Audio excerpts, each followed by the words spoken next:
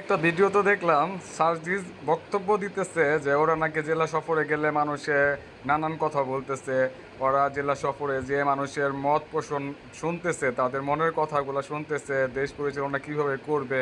বা বা বা কত বড় নেতা হয়ে গেছেন, যা আওয়ামী লীগরা পারে নাই, বিএনপিরা পারে নাই, ওনারা আইছে। মানে হাসাইলি রে ভাই তুই। আর শোন, এইদিকে যে বন্যার টাকাগুলো তোরা রাইখা মানে সফরে যাইতাছস, মানুষের শাক শাক দিয়ে মাছ দেখার চেষ্টা করতেছস, আবার কইতাছস যে তাদের মত পোষণ শুনতেছস। আরে বেটা, ওদের মত পোষণ তুই পরেও শুনতে পারবি, ওদের মনের কথা পরেও জানতে পারবি, কিন্তু বন্যা যে চলে যাইতাছে, বন্যায় মানুষ খায়া আছে না না খায়া আছে, এরা কি পড়তাছে, এগো কাপড় চুপড় পর্যন্ত তোরা ক্যাম্পাসে রেখে দিছস। আর একটা বারও দেখলাম না যে বন্যার মানুষগুলো নিয়ে তোকে কথা কইতে, কিন্তু বন্যার টাকা তোরা ঠিকই উঠাইছস। আর এই টাকা উঠে সুন্দর মতন ব্যাংকে রেখে দিছস।